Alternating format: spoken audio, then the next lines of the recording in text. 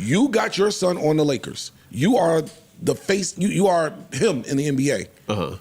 We're going to talk about him. Period. See, I even call Cap on that. You have been the #1 rated morning show for 13 years. You are essentially the face of this network. If there's anybody that will be allowed to go off a script or change what the script is, it's you. So if you coming into work, dog, if we come into work 10 pods in a row and I'm beating a topic down to the point that why are we even talking about this, I do expect somebody to say, hey. And that's not happening. And that wasn't happening. Again, another false narrative. They go shows without even bringing up Bronny James. I'll be forgetting that he in the league. They go days and weeks without bringing up this boy. Y'all need to stop it, man. You need to stop it, Joe. Because they're not beating it. They're not beating it into a pulp. They're not beating a dead horse.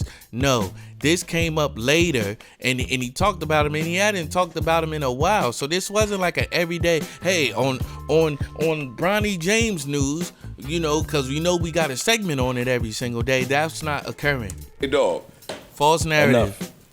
Enough now. I got you. This is what I mean about Joe. He'll just say stuff to try to win an argument and just, I guess, the podcast. And then you put out this false narrative that these things were happening and they actually weren't happening.